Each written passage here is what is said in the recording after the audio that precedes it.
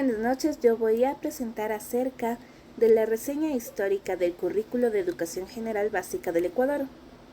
La historia educativa desempeña papel fundamental al proporcionar una perspectiva histórica que ilumina el contexto actual del sistema educativo del Ecuador. Entender el pasado educativo del país nos permite 1. Identificar continuidades y cambios.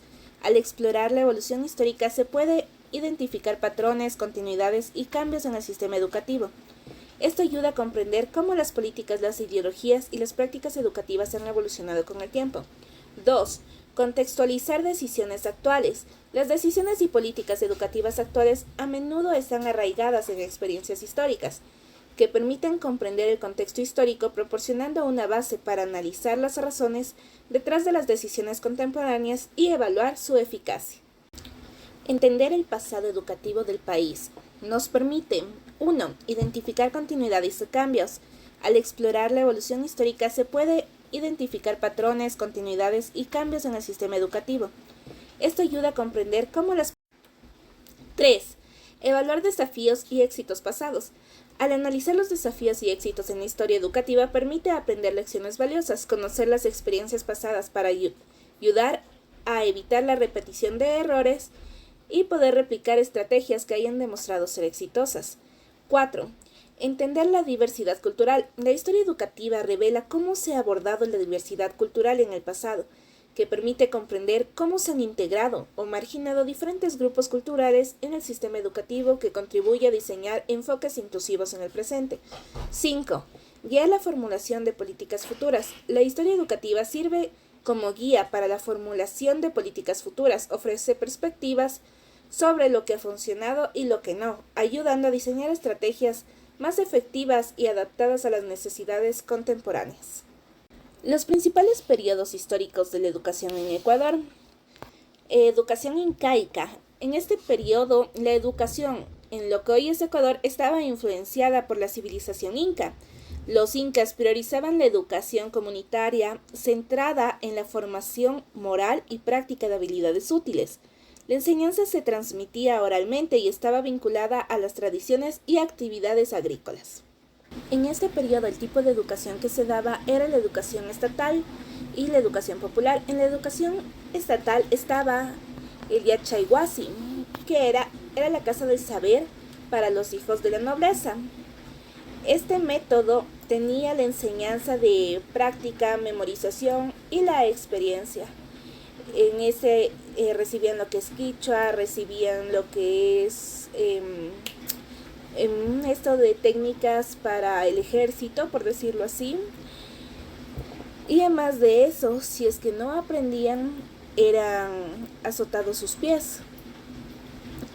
También Acyahuasi era la casa de las escogidas, donde seleccionaban a mujeres por su belleza física. Aquí aprendían lo que es ser mamaconas, que eran sus instructoras, elaboraban textiles y preparación de chicha.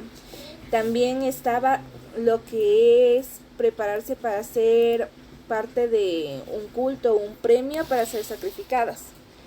En la educación popular era espontánea, se cumplía en el transcurso de la vida, a través de influencia familiar y social.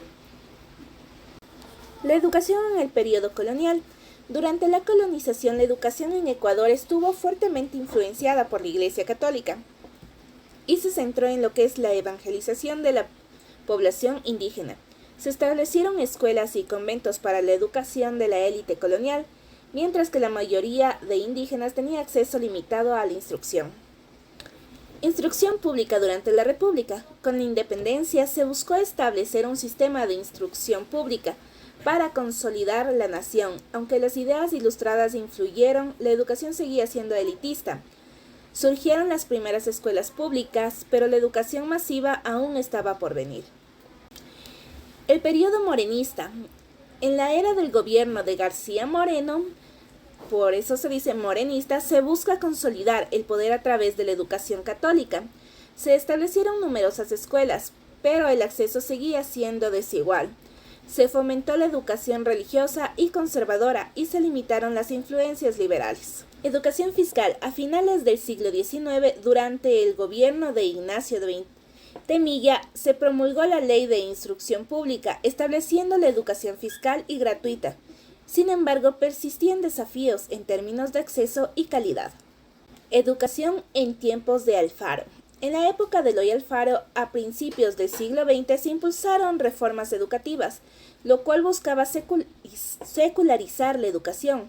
Separando la Iglesia del sistema educativo, se fomentó la educación laica. Educación en los años 90. Durante los años 90 se implementaron reformas para mejorar la calidad educativa, se promovió la descentralización, la participación comunitaria y se introdujeron cambios curriculares.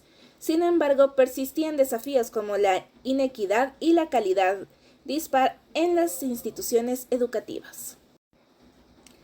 Educación actual. En la actualidad, Ecuador busca abordar desafíos como la calidad, la equidad y la pertinencia de la educación. Se han implementado políticas para fortalecer la educación técnica, reducir la brecha en el acceso y mejorar la formación docente.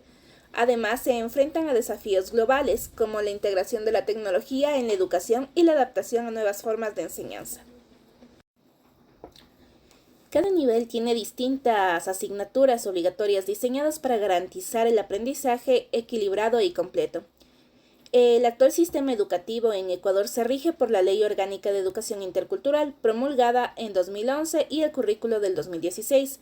Este marco legal busca garantizar una educación inclusiva, intercultural, integral y de calidad para todos los ciudadanos. La organización del currículum.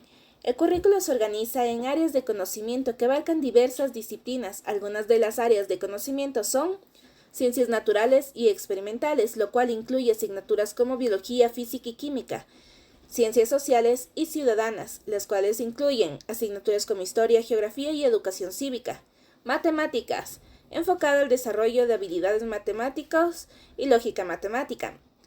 Lengua y literatura, centrada en el desarrollo de habilidades lingüísticas y literarias, idiomas extranjeros. Generalmente se imparte el inglés como segunda lengua o el chino mandarín como también segunda lengua en diferentes lugares. La educación estética y artística incluye asignaturas como música, arte y teatro.